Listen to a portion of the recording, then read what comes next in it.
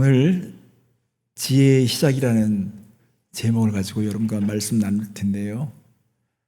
여러분에게 전체적인 그림을 미리 보여드리겠습니다. 우선 지혜에 관심을 갖는 것이 얼마나 중요한지를 말씀드리고, 그리고 지혜가 어디서부터 시작되는지 말씀드린 후에 하나님께서 바라시는 지혜의 사람의 모습이 어떤 것인지를 여러분께 전하겠습니다. 제가 수년 전에 이 LA에서 가장 싸게 머리를 자를 수 있는 곳을 갔었습니다. 보통 다른 곳에서는 20불이 다 넘는데 거기만 8불이었어요. 그래서 머리 헤어스타일에 대한 그 기대는 포기하고 그냥 싼 값에 깎는다 하고서 갔어요. 근데 또 깎으시는 분이 저를 알아봐 주시고 환영해 주시고 반가워해 줘가지고 되게 아주 상쾌하게 머리를 깎기 시작했습니다. 그런데 갑자기 분위기가 바뀌었어요. 왜 그럴까요? 가위가 잘 안 들어가지고 제가 머리가 여기저기 막 씹히는 거예요.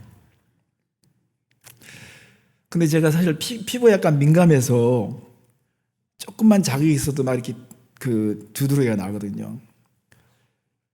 이게 언제 어떤 상황에서 씹힐지 모르니까 긴장하면서 깎는데요. 제가 그래서 좀 신호를 보냈죠.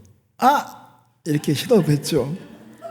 그러면 이분이 좀 신경 쓸 줄 알았거든요. 그런데 이거 아프시겠네요. 그래서 여러분 좀 신경 쓰는데 상황은 변하지 않습니다. 왜냐하면 가위가 변하지 않기 때문에 아무리 노력하고 조심스러우면 해도 머리가 막 씹히는 거예요. 그래서 되게 지금 제가 빨리 끝나기만 바라고 있어요. 중간에 여기서 포기하면 이상해지잖아요. 그래서 다음에 제가 그때는 또 그런 상황이었겠지, 가위가 바뀌었지 하고 또 갔어요. 근데 여전히 머리가 씹히는 거예요. 그래서 제가 그날 이후에 참 가지 못했는데, 제가 사실은 미국에 오자마자 10년 이상을 한 분에게 머리를 계속 맡겼는데 그분이 갑자기 이렇게 일을 바꾸셔가지고요, 잠깐 그 미장원을 그만두셨어요. 그래서 제가 방황하다가 여러 군데 이제 찾아다니게 됐는데, 그러니까 거기까지 갔던 거예요. 근데 제가 머리를 자르면서 가위에 대한 관심을 갖게 됐어요. 그래서 이제 가위는 얼마쯤 하세요? 라고 물어봐요. 이제 미장원 하신 분한테. 그러면 싸게는요 몇십만 원에서 비싸게는 몇백만 원 하죠. 그래요. 여러분, 문방구에서 구할 수 있는 가위로 머리 자르는 게 아닙니다. 비교가 안 돼요. 그러면 이 가위가 그렇게 비싼데 이 날이 다를 텐데 이거 어떻게 처리하세요? 그랬더니 전문가에게 맡기면 다시 갈아서 주면 또 새 거가 된대요. 하지만 몇 번 하다면 이제 그것도 수명이 다해서 버려야 된다는 거죠. 여러분, 매일 하는 거는요, 툴이 중요합니다. 진짜 중요해요. 김치통 이 뚜껑 열다가 막 안 열려가지고 힘들 때 고무장갑을 딱 끼고서 열면 슥 열려요. 그러면 이 툴이 이렇게 중요하구나 하면 감탄하죠. 한 번은 김치통이 두 개가 껴가지고 스떡돼가지고 안 나와요. 아무리 빼도 안 돼. 막 빼려고다가 넘어지고 막 그랬어요. 저희 집사람이 네이버에서 구글에서 딱 쳤더니 어떻게 빼려는 게 나와요. 뜨거운 물에다가 집어넣고 그다음에 찬물을 부으면 이게 서로 달라니 열 때문에, 그래서 했더니 쑥 빠져나오는 거예요. 이렇게 참 중요해요. 뭔가 지식을 안다는 거가. 매일 쓰는 것은 툴에 신경을 써야 합니다. 그러니까는 목수들이 그렇게 연장에 대한 관심을 갖고 여러 가지를 가지고 있어요. 왜냐하면 나사도 다 종류가 다르니까 그걸 제대로 갖추려면요, 정말 그 툴이 자체가 되게 한 세트가 돼야만 하거든요. 제가 왜 이런 말씀 드리냐면요, 인생 자체에도 툴이 있습니다. 인생 자체가 매일 써야 하는 툴이 있어요. 그게 뭐냐면 우리는 매일 선택하고 결정하는 일을 계속합니다. 그렇기 때문에 지혜라고 하는 툴이 우리에게 요구되는 것입니다. 그래서 하나님은요, 지혜에 관심을 갖는 사람을 좋아하세요. 내 자녀들이, 내 백성이 지혜에 관심을 갖게 되기를 원하세요. 지혜에 관심을 갖는 사람이 있으면 하나님께서 즉각적으로 응답해 주십니다. 솔로몬은 왕이 되면서 그가 고민이 생겼어요. 왕의 자리에 있으니까요, 매일 판단해야 돼요. 뭔가 결정해야 돼요. 이게 너무너무 피곤한 일인 것입니다. 그래서 하나님께서 내가 너에게 소원을 들어주겠다. 뭘 구하겠냐고 했을 때 솔로몬은 지혜에 관심을 가졌습니다. 이게 중요한 거예요. 가장 핵심이 되는 것, 가장 중요한 것에 관심을 갖는 것 자체가 그게 지혜로운 것이고 그게 축복입니다. 하나님, 저 맨날 판단해야 되고 결정해야 되는데 다른 거 다 필요 없습니다. 지혜를 달라고 구했습니다. 그러니까 하나님이 너무 흡족하게 생각했어요.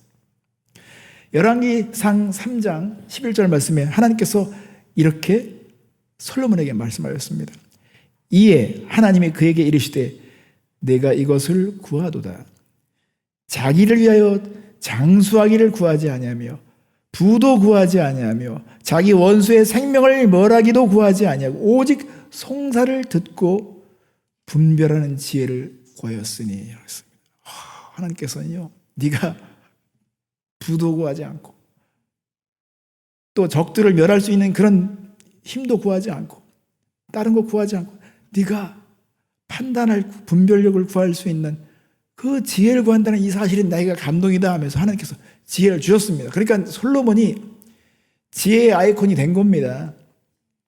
여러분, 솔로몬은요, 인생의 핵심이 무엇인지를 파악한 사람이에요.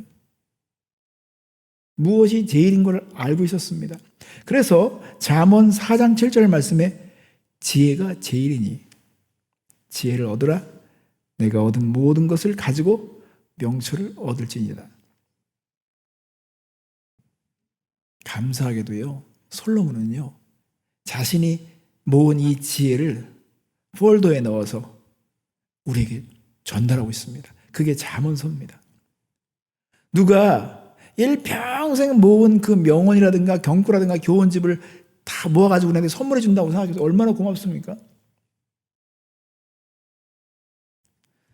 그래서 이 잠언서에 담겨 있는 것들이 바로 이런 지혜를 모은 것입니다. 잠언 1장 5절 6절 말씀이면 그래서 이 잠언서가 가지고 있는 목적이 담겨 있습니다. 지혜 있는 자는 듣고 학식이 더할 것이요 명철한 자는 지력을 얻을 것이라. 잠언과 비유와 지혜 있는 자의 말과 그 오묘한 말을 깨달으리라. 우리가 12월 달까지 잠언 묵상을 하게 될 것입니다. 저는 항상 10월 달이 되면요, 제가 내년에 대한 관심을 갖게 돼 있어요. 그리고 교회는 내년에 대해서 관심을 갖고 새롭게 새해를 설계할 수 있는 준비를 할 수 있도록 분위기를 만들어줘야 되는데, 감사하게도 이 잠언이 우리 묵상의 본문으로 해당됐다는 것이 저에게는 너무 감사하더라고요. 그래서 어떤 사람들은 매일같이 1일이면 1장, 2일이면 2장 이걸 해가지고 매번 잠언을 묵상하는 사람도 있어요. 이게 경건하는 훈련의 아주 독특한 방식이었습니다. 그렇다면 우리가 그렇게 못할지라도 올해 한 해를 잘 정리하고 또 새해를 준비하는 데 있어서 이 잠언서가 여러분에게 큰 툴이 됐으면 좋겠습니다. 지혜에 관심을 가지시기 바랍니다.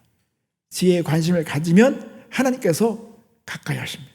그래서 여러분만의 지혜의 포트폴리오를 만드시고, 그래서 새해를 준비하는 그런 지혜를 얻는 여러분 되셨으면 좋겠습니다. 자, 그러면 여러분, 두 번째로 지혜가 어디서 시작될까요? 도대체 지혜는 어디서부터 우리가 시작된다고 봐야 할까요? 성경은 여기에 대해서 아주 명확하게 말하고 있습니다. 잠언서 1장 7절 말씀이면 여호와를 경외하는 것이 지식의 근본이거늘 미련한 자는 지혜와 훈계를 멸시하느니라.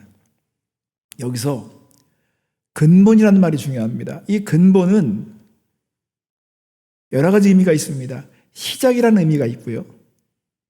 그것이 기초라는 의미가 있고요. 또 무엇보다 중요하다는 의미를 가지고 있습니다. 자, 시작, 그리고 기초, 중요한 의미를 가지고 있다는 거예요.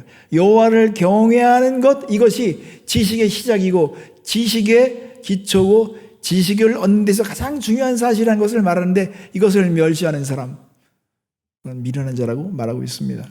자, 그런데 한 가지 우리가 여기서 그 개념을 이해하고 넘어가야 됩니다. 경외한다는 것. 사람들은 경외한다는 것을 두려워한다는 것에 사람들이 먼저 인상을 받습니다. 그런데 경외는 아주 쉽게 비유하면요, 놀라움과 즐거움이 함께 공존하는 것입니다. 너무너무 놀라운 거예요. 근데 그 놀라운 것이 한편으로는요, 즐거운 거예요. 이런 것에 대한 예를 들 수 있어요. 제가 나이아가라 폭포까지 갔었어요. 전에 캐나다를 방문할 있어서 갔는데, 와, 저 많은 물들이 도대체 어디서 나오는 거야? 그게 중단도 하지 않고 계속, 그러네, 뭐 나이아가라 폭포 갔다가 나중에 이과수 폭포 간 사람들은요, 거기 또 게임이 안 된대요. 여기는 더 웅장한 거죠. 그래서 그 물이, 그 많은 물들이 계속 쏟아지는 거 보니까 내가 놀라서 입이 딱 벌어져요. 근데 또 거기 가까이 갔다가요, 그 물이 그냥 삼켜버릴 것 같아. 근데 또 문제는 뭐냐면, 그 밑에서 노는 사람이 있어. 배 타고 줄기면 노는 사람이 있어요. 이 파란 그 우비 같은 거 입고서는요, 거기서 막 즐거워하고 있어요. 막 사진 찍어. 거기는요, 두려움과 즐거움이 같이 공존하는 현장입니다. 하나님은 사람을 지으셨을 때 인간이 생각하는 존재로 지어졌기 때문에 어떤 경외감, 어떤 경이감, 놀라움에 대한 것을 느끼면서 즐거워하는 것, 그걸 스릴이라고 하잖아요. 이런 것을 느낄 수 있도록, 놀라움과 즐거움을 함께 느낄 수 있도록 하나님께서 우리를 창조하셨고 그런 가능성을 만드셨기 때문에 사람은 그런 걸 추구하는 것 같은데, 여러분, 하나님을 만났을 때, 하나님을 알아갔을 때 그런 걸 느낄 수 있기 때문에 여호와를 경외하는 것, 이것 자체가 지혜와 지식의 시작과 기초와 그것이 정말 중요한 일이라고 말씀하시는 것입니다. 그래서 여러분에게 제가 질문을 한번 드리겠습니다. 자, 세 가지 질문이 있습니다. 이 세 가지 질문 중에서 가장 중요한 질문이 어떤 것인지를 아는 사람은 지혜로운 사람입니다. 자, 첫 번째 질문. 이 천지 만물은 어떻게 만들어졌을까? 두 번째 질문. 이 천지 만물은 왜 만들어졌을까? 세 번째 질문. 이 천지 만물은 누가 만들었을까? 자, 여러분, 어느 질문이 중요할까요? 네. how에 대한 질문이 있죠. why에 대한 질문이 있죠. who에 대한 질문이 있는데, how에 대한 질문만 하는 사람들은요, 어리석음에 빠질 수 있어요. 그러니까 사람이 추측하고 상상해가지고 이 우주 만물이 어떻게 만들어진지 막 상상해가지고 막 나름대로 이론을 제기하잖아요. 이런 사람들은요, 지혜로운 사람들이 아닌 거예요.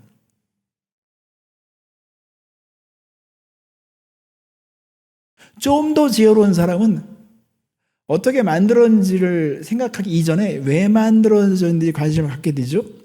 그런가 더 지혜로운 사람은요, 누가 만들었느냐를 먼저 알려고 합니다. 이게 중요한 거예요. 누가 만들었느냐, 이거를 알아야만이 거기에 존재 목적과 그 방법에 대한 걸 알게 되죠. 그러니까 창세기 1장 1절 말씀은요, 폭탄 선언입니다. 태초에 하나님이 천지를 창조하시니라. 그래서 유대인들이 지혜로울 수밖에 없는 게 뭐냐면요, 누가 만들었는지를 이미 알고 시작해요. 인정하고 들어가는 것입니다. 그러면 누가 만들었는지를 알면 그 다음은 우리의 관심은 왜 만들었느냐, 어떻게 만들었는지는 관심도 안 둬. 진짜 진정한 유대인들은요, 하나님의 말씀으로 지었다고 믿어버리면 돼. 그냥 중요한 우리의 관심이 왜 만들어졌냐 이걸 관심을 두는 거잖아요. 어떻게 만들었냐는요, 전능자가 왜 못 만들어? 다 만들죠. 근데 누가 만드는지를 알지 못하니까 사람들이 계속 추측하고 상상하면서 나름대로 이름을 전개하죠. 그건 어리석을 수밖에 없습니다. 그래서 잠언 9장 10절 말씀에 여호와를 경외하는 것이 지혜의 근본이요 거룩하신 자를 아는 것이 명철이니라. 그렇습니다. 거룩하신 자를 아는 것이 명철입니다. 그게 진짜 지혜로운 눈을 가진 사람인 것입니다. 이사야가 충격을 받았던 것처럼 어느 날 그가 하나님의 전에서 하나님께서 예배를 받으시는 그 장면을 본 순간에 그가 충격을 받았어요. 진짜 거룩하신 자를 알게 된 것입니다. 내가 이전에 말했던 그 하나님에 대한 것은요, 다 이론에 불과한 것이고요, 다 추측하고 상상해서 말했던 것이고, 나에게 누군가 전해줬던 걸 내가 그냥 입으로 되뇌인 것이지, 내가 정말 알고 내가 경험한 그 하나님이 아니라는 것입니다. 그러니까 내 입술로 범죄했다는 거예요.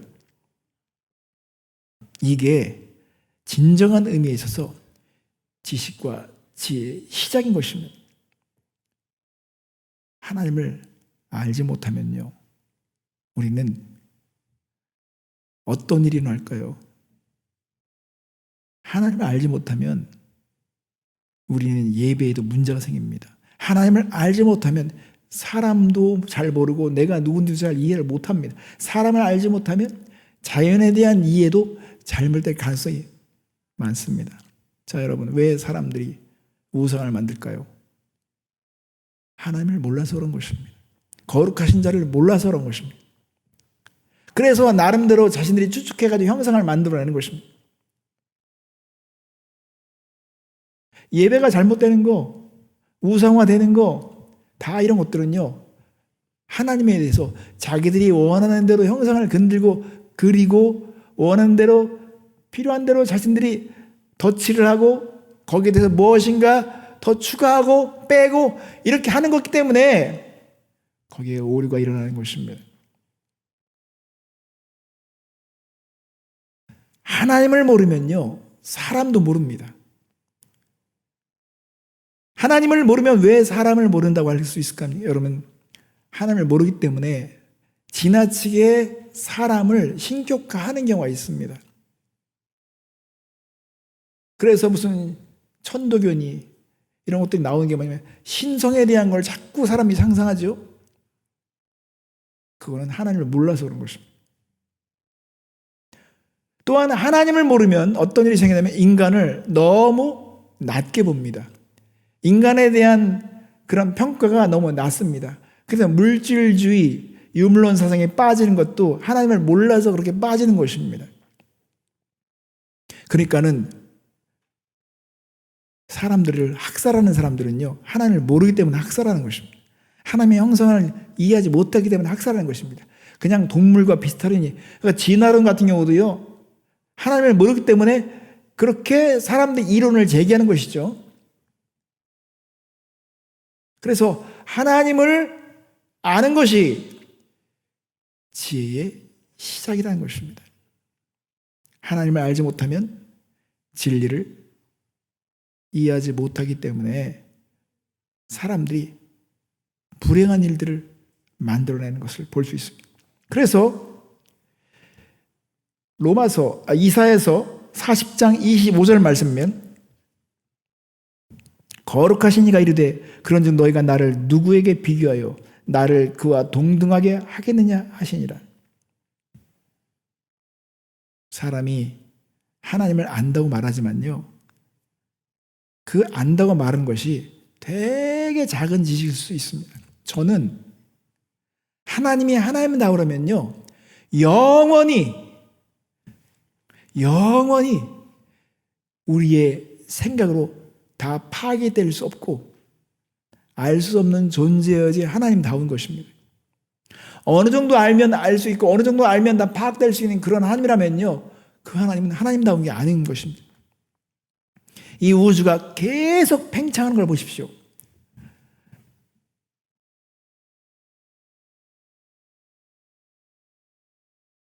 하나님을 모르기 때문에 사람들은 하나님의 진리를 거짓으로 바꾸게 되는 것입니다. 로마서 1장 25절에 보면 이는 그들이 하나님의 진리를 거짓 것으로 바꾸어 피조물을 조물주보다 더 경배하고 섬김이다. 주는 곧 영원히 찬송할 이시로다. 아멘. 동양화하고 서양화를 보면요, 동양화는요 자연이 되게 크게 부각됩니다. 서양화는 사람이 부각돼요.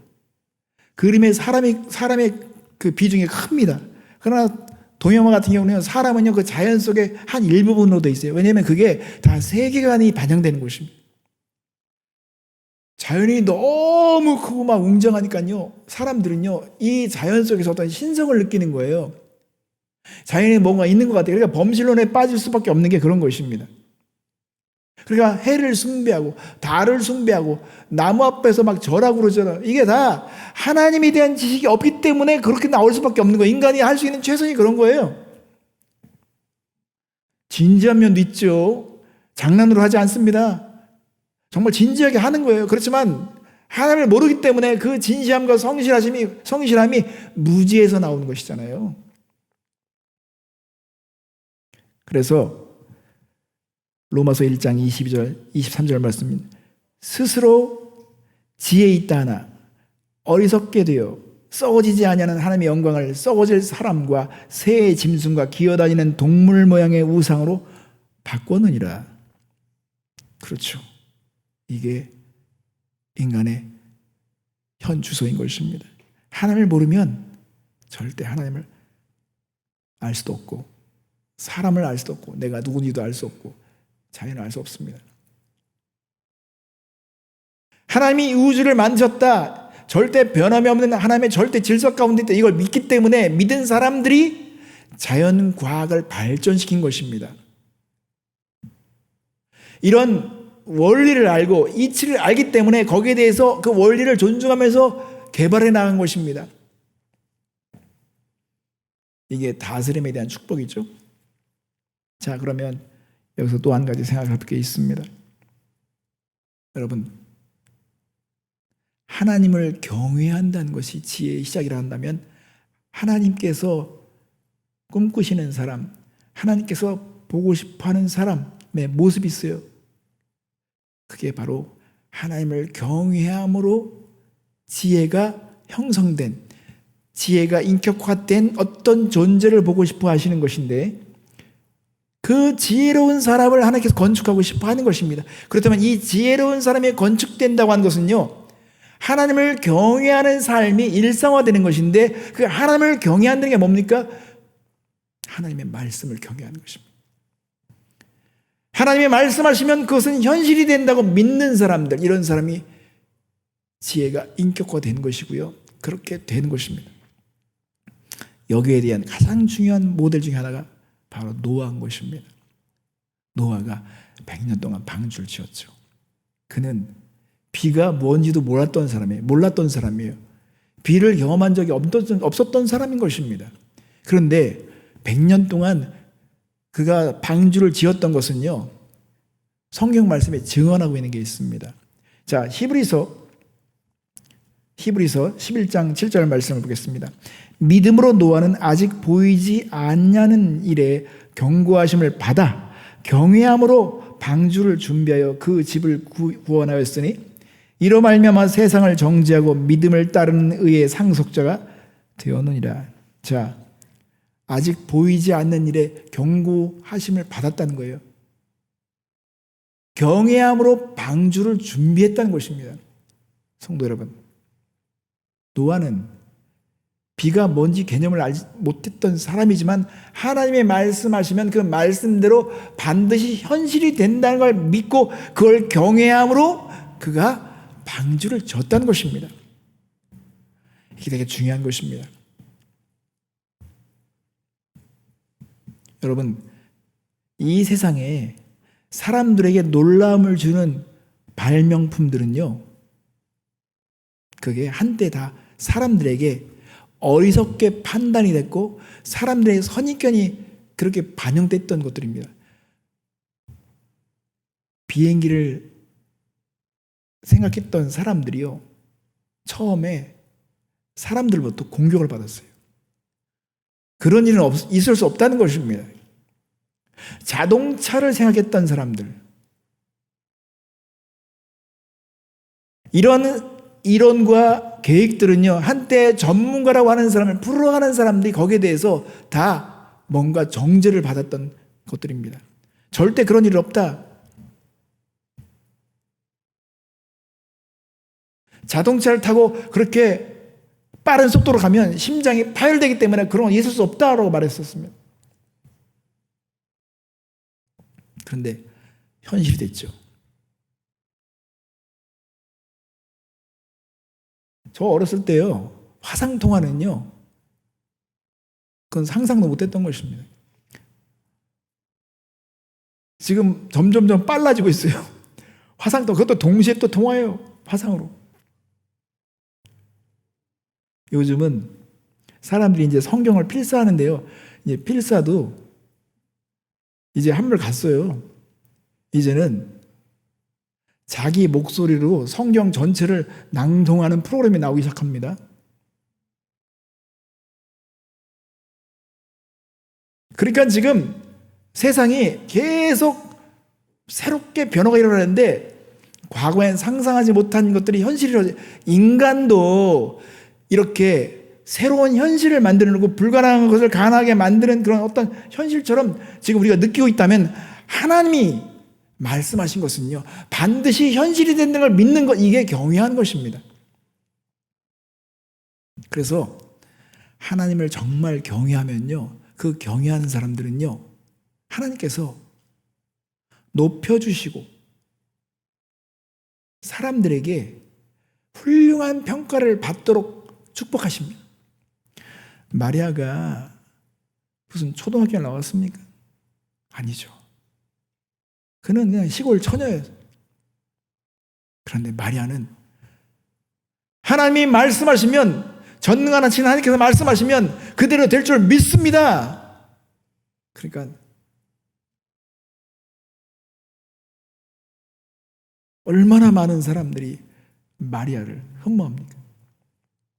신격화돼서 문제지, 마리아는 훌륭한 여인이 맞습니다. 그래서요, 지혜의 왕께서 하나님의 그 비전, 이 지혜로운 사람을 꿈꾸시는 이 사실에 대해서 말씀하실 때 산상수훈을 마치시면서 마지막에 이 지혜로운 사람에 대해서 그림처럼 그려주었습니다. 마태복음 7장 24절 말씀해 보십시오. 그러므로 누구든지 나의 이 말을 듣고 행하는 자는 그 집을 반석 위에 지은 지혜로운 사람 같으리니 라고 했습니다. 모래 위에 집을 짓고 반석 위에 집을 졌어요. 겉으로 볼 땐 다 비슷한 것 같아요. 그런데 결과는 다릅니다. 지혜로운 사람은 하나님의 말씀하신 것 위에 집을 짓는다는 것입니다. 인생을 거기에 짓는다는 거예요. 아, 하나님의 말씀은 말씀대로 된다. 그것은 진리다. 노아가 살던 당시에 사람들이 노아가 방주를 지을 때 얼마나 많이 비웃었습니까? 그러니까 노아는 결정해야 돼요. 내가 사람을 두려워할 것이냐, 하나님을 두려워할 것이냐, 사람의 의견을 따를 것이냐, 하나님의 의견을 따를 것이냐. 나는 경험이 없어. 사람들이 말하는 게 솔깃하죠. 그렇지만 노아는 하나님을 경외했다는 것이고 하나님의 말씀을 존중했다는 것입니다. 이게 중요한 것입니다. 그래서 하나님을 정말 경외하는 사람은 지혜로운 사람이 될 수밖에 없고, 그 지혜로운 사람들이 그 인생을 하나님의 말씀에 세우기 때문에 견고한 인생이 되는 것이고 존경받는 인생이 되는 것입니다. 그래서 다윗도 여기에 대해서 그가 깨닫고 고백합니다. 시편 111편 10절 말씀에 여호와를 경외함이 지혜의 근본이라. 그의 계명을 지키는 자는 다 훌륭한 지각을 가진 자이니 여호와를 찬양함이 영원히 계속되리로다. 그렇습니다. 여호와를 경외함이 근본입니다. 그의 계명을 지켜야 합니다. 그래야 훌륭한 지각을 갖게 되는 것입니다. 우리가 욥기서를 지혜서에 포함시키는 것도 이유가 있습니다. 욥은 고난을 통해서 지혜가 어디서부터 오는지를 깨달았어요. 그러니까 어떤 고난보다도 하나님의 목적보다 더 클 수는 없습니다. 그래서 욥기서 28장 12절과 28절에 보면 그러나 지혜는 어디서 얻으며 명철이 있는 곳은 어디인고 또 사람에게 말씀하셨다. 보라 주를 경외함이 지혜요 악을 떠남이 명철이니라. 하나님이 정하신 포지션을 떠나면 그게 악한 것입니다. 그래서 이 지혜서를 보면요, 선한 사람과 악한 사람을 비교하는데 그거 차이는 뭐냐면 포지션에 대한 차이인 거예요. 하나님이 있기를 원하신 그 자리에 있는 사람이 의인인 거예요. 그러나 하나님이 있도록 하셨는데 그걸 떠나면 그건 악한 사람이 되는 거예요. 하나님을 경외하는 자, 하나님의 말씀하시면 되지요. 하나님의 말씀을 지키려 하는 그 자리에 있는 사람은 하나님께서 너는 의인이다 말씀하시는 것입니다. 근데 현실에 속아가지고요, 하나님의 말씀이 막 잘 안 느껴지지 않으니까 그냥 쉽게 버리는 사람, 하나님의 말씀을 멸시하는 사람, 존중하지 않는다. 그러면 그 인생은 존중받을 수 없는 것입니다. 성도 여러분, 지혜의 시작은 하나님을 경외하는 데서부터 시작되는 것이죠. 그리고 하나님을 경외하는 것은요, 하나님의 말씀을 믿고 그 말씀대로 준행하려고 하는 것입니다. 이게 지혜로운 인생이 되어가는 과정인 것입니다. 그래서 예수님은요, 자신을 진리로 표현하신 거예요. 자신을 내가 진리다, 내가 생명이야, 내가 길이야. 그래서 우리가 how, why, who 중에서 who가 진리의 기초죠. 그게 지혜의 시작이고 근본이죠. 그렇기 때문에 예수님은요, 진리는 뭐라고 말하지 않았어요.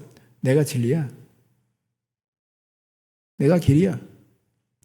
여러분, 밀림에서요, 좌우 아무것도 몰라 밀림 속에 갇혀있는 사람이 한 번도 가보지 못한 밀림 속에 떨어졌어요. 그럼 이 사람이 어디가 어딘지 몰라, 동서남이 어딘지 몰라. 그런데 그때 밀림을 잘 아는 거기에 주장이 저 따라오세요 그러면요, 그 사람이 길인 거예요.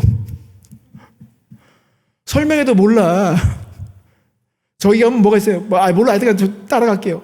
그러니까는 사람이 길인 것이 맞는 것입니다. 왜? 인생 자체가 우리가 모르는데 무지투성인데 그냥 주님 말씀하세요. 당신이 맞습니다. 그게 진리인 것이죠. 성도 여러분, 그래서 전도서 12장 말씀이면 솔로몬이 말하면 일의 결국을 다 들었으니 하나님을 경외하고 그의 명령들을 지킬지어다. 이것이 모든 사람의 본분이니라. 하나님은 모든 행위와 모든 은밀한 일을 선악간에 심판하시리라. 어떤 사람은 이런 의문이 있을 수가 있을 것입니다. 아니, 아가서는 솔로몬이 아주 싱싱했을 때 쓴 거라면 잠언은 중년 때 썼다고 그래요. 전도사는 노년에 썼어요. 그런데 솔로몬은 타락했어. 이렇게 지혜로운데 타락했어. 아니, 왜 이렇게 많은 여인을 둔 거야? 여러분, 이거가 중요한 겁니다. 지혜는 내가 그 지혜에 대한 말과 그런 교훈들을 암기한다고 해서 지혜로운 자가 되는 게 아니에요. 우리가 하나님을 경외하는 걸 멈추기 시작했을 때 그게 지혜가 꾀로 확 바뀌어버리는 거예요. 음식도요, 아주 정말 맛있는 음식도요, 이게 고급스러울수록 변하잖아요. 냄새가 그렇게 고약할 수 없습니다. 곰국 썩은 거 보세요. 아주 그냥 감당 못해요. 그것처럼 하나님의 지혜는 하나님을 경외하는 가운데 있어야지 그 지혜가 살아있는 것입니다. 그래서 우리는 예배가 중요한 겁니다. 예배를 포기하면 안 돼요.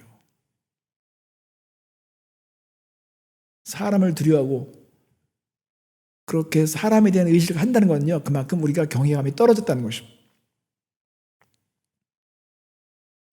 자, 이제 정리해 보겠습니다.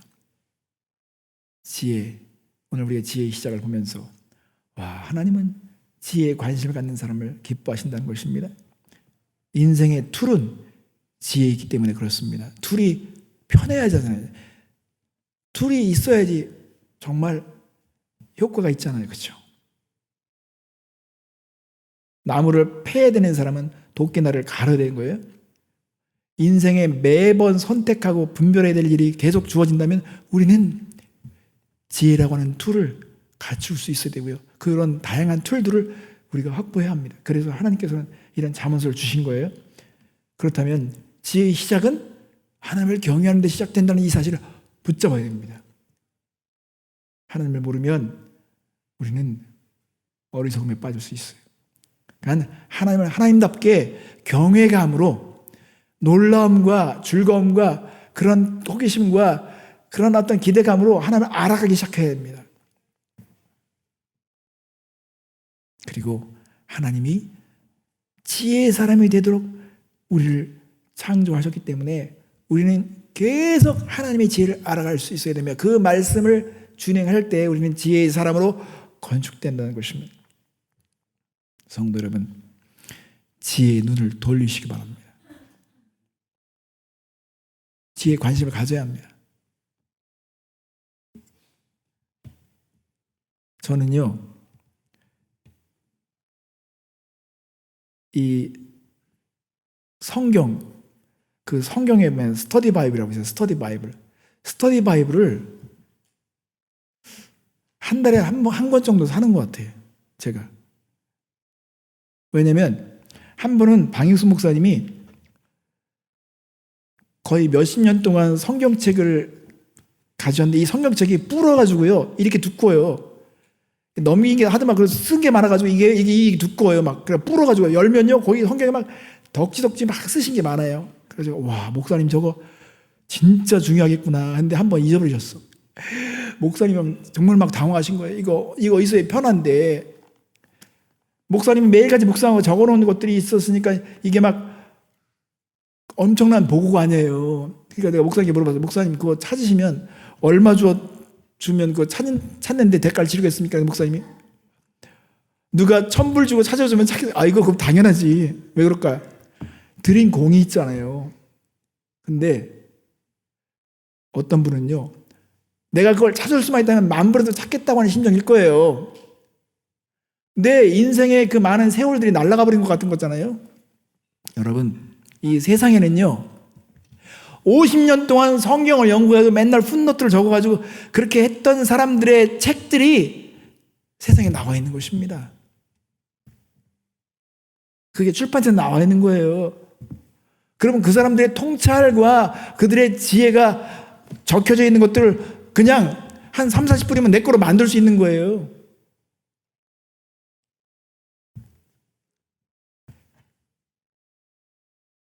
이게 되게 중요한 팁입니다. 그래서 여러분 IMB에 사랑하는 성도님들은요 스터디 바이블은 한 권씩 가졌으면 좋겠어요. 그게 툴이에요. 툴.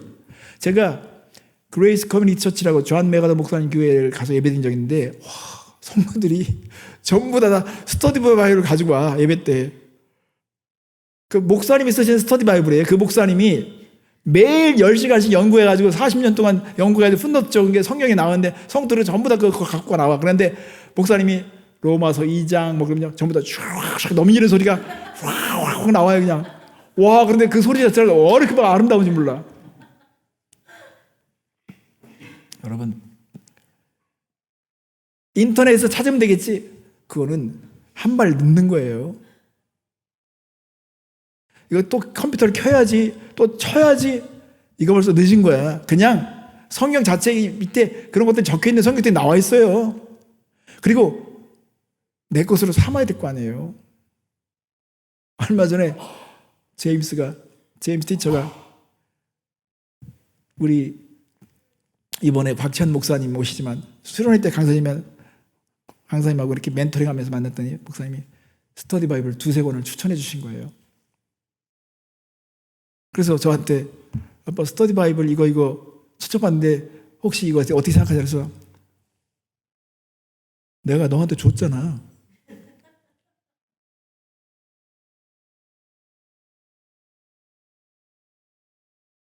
여러분 이게 중요해요. 인생을 초과적으로 지을 것이냐? 초과적으로 지으려면요 다른 거 필요 없어요. 나 옛날에 시골에서 보면 초과적 짓는 사람들 보면요 여기다가 연필 하나만 꽂고 있더라고. 대충 그려가지고 지면 돼. 초과집은 대충 그려서 어림짐작해가지고 그러니 초과집이 어떤 자가 폭삭 주저앉아. 제대로 하려면요 수치가 정확해야 되잖아요. 그죠? 그것처럼 우리 인생을 제대로 건축하려면 지혜의 눈을 돌려야 돼요. 관심을 가져야 됩니다. 대충 인생 지으려고 생각하지 마세요. 그러니까 툴을 가져야 돼요. 툴을. 오늘 여러분에게 부탁드립니다. 지혜를 막 빨아들이고 흡수하는 여러분들 되셨으면 좋겠습니다. 그래서 지혜는 욕심을 부리십시오.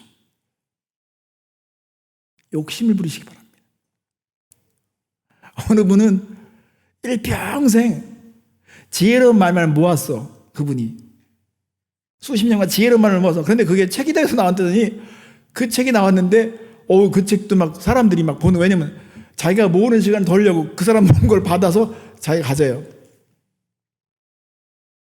보니까 정호승이라는 시인은 거기다 또 추천서를 썼더라고요. 나도 이 책도 도움받는다. 그것처럼 우리가 성경에 담겨있는 이 지혜에 관심을 갖기 시작해야 돼요. 우리가 벌써 우리 속에 그런 지혜에 대한 욕구가 있는 것처럼 막 빛나야 되는 거죠. 그래야지 우리 자녀들도 양육할 때 고생 안 하는 거예요. 애 키울 때 지식이 모자라면 엄청나게 고생하잖아요. 지혜에 관심을 가집시다. 지혜의 시작이 어디서부터는지 확고히 붙잡아야 되겠습니다. 그리고 지혜로운 인생이 되도록 여러분 툴을 갖추기 시작해야 할 것입니다. 그리고 이 12월까지 잠언서를 묵상하는데 그 주어진 구절에서 하나라도 여러분 지혜를 찾고자 달려들어서 묵상하셨으면 좋겠습니다. 지혜에 능한 여러분들 되셨으면 좋겠습니다. 여러분 그런 사람이 되기를 축복합니다. 함께 기도하겠습니다.